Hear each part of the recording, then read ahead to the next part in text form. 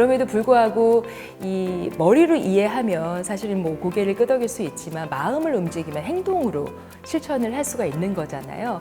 그와 같이 26년간 저희가 이 길을 잃지 않고 또 포기하지 않고 이 한 길을 잘 걸어왔기 때문에 오늘과 같은 이런 윤리소비 시대에 이 미래 세대들과 함께 이 세상을 바꿔나갈 수 있는 원동력이 되지 않았을까 싶습니다. 네, 안녕하세요. 러시코리아 에틱스 디렉터 폭스입니다. 에틱스 디렉터라고 하면 생소해 하시는 분들이 많으실 텐데요. 비즈니스의 근간이 되는 브랜드 윤리가 전 분야에 걸쳐서 실현될 수 있도록 또 캠페인을 통해서 이 브랜드 메시지가 잘 전달될 수 있도록 서포트하는 역할을 맡고 있습니다. 이 환경을 구성하는 동물과 자연과 사람이 조화롭게 공존하는 세상을 만드는데 러쉬가 비즈니스를 일조했으면 좋겠다라는 브랜드 비전을 가지고 있어요. 그리고 이 비전을 실현하는 데 있어서 저희가 길을 잃거나 포기하지 않도록 We Believe라고 하는 브랜드 신념서를 같이 공유하고 나누고 있거든요. 대표적으로는 신선함이라든가 핸드메이드, 동물 실험 반대, 윤리적인 바잉, 그리고 포장을 전혀 하지 않거나 불필요한 포장을 최소화하거나 100% 베스테리언이라든가 하는 공유 가치들을 생산과 함께 창출하고 있습니다. 제품의 원재료가 땅에 심어지는 그 순간부터 자연환경을 훼손하지는 않는지, 또 지역 주민들이 경제적으로 자립할 수 있도록 하는 방법은 무엇일까, 또 앞에 말씀드렸던 그 핵심 가치들이 제대로 지켜지고 있는지 엄격하게 따져보고 관리하고 있습니다. 예를 들어서 브라질의 그 아마존강 유역에 싱고강이라는 곳이 있어요. 그쪽에 카야포라는 원주민으로부터 저희가 통카빈을 직접 얻는데요. 그로 인해서 그쪽의 생물 종 다양성이 지켜질 수 있도록 서포트할 수 있고요. 그 과정에서 13억 톤의 탄소가 저감되고 그에 반하는 산소가 배출될 수 있는 그런 효과들을 창출하고 있죠.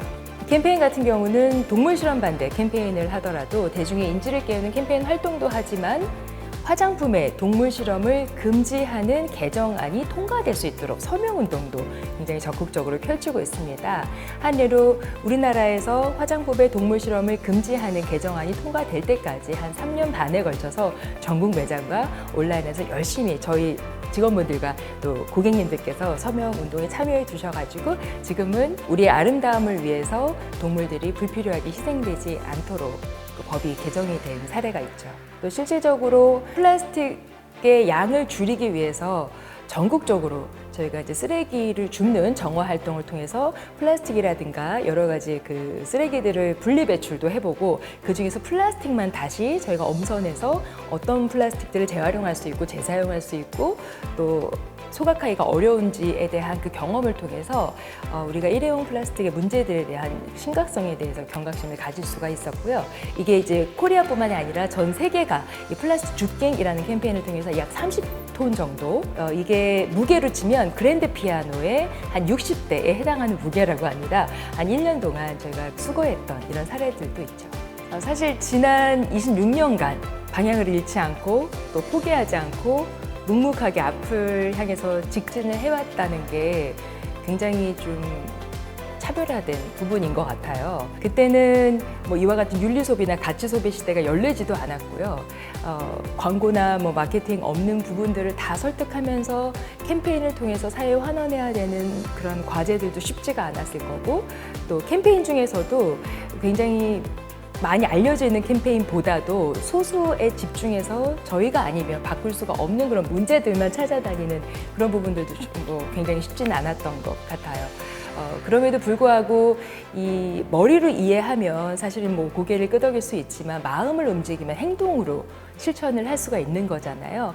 그와 같이 26년간 저희가 이 길을 잃지 않고 또 포기하지 않고 이 한 길을 잘 걸어왔기 때문에 오늘과 같은 이런 윤리소비 시대에 이 미래 세대들과 함께 이 세상을 바꿔나갈 수 있는 원동력이 되지 않았을까 싶습니다. 저는 이 미래 세대의 역할이 정말 중요하다고 믿고 있는 사람 중에 한 명인데요. 특히나 그 중에서도 이 미래 세대를 대표해서 이렇게 새로운 비즈니스를 시작하시는 여러분들께서는 어떤 회사를 만들고 싶은지가 굉장히 궁금해요. 이 지속 가능한 경영이라는 것을 통해서 성공한 회사를 만들고 싶으신 건지 아니면 좋은 회사를 만들고 싶으신 건지에 대한 구분을 어떻게 하고 계신지가 굉장히 궁금하고, 그때의 조금이라도 러쉬의 사례들이 여러분들께 용기를 드리고 또 영감을 줄 수가 있다라면 더할 나위 없이 감동적인 보람이 될 것 같습니다. 사실 러쉬는 상장 기업도 아니고 또 ESG 보고를 의무적으로 제출해야 되는 규모의 기업도 아닙니다.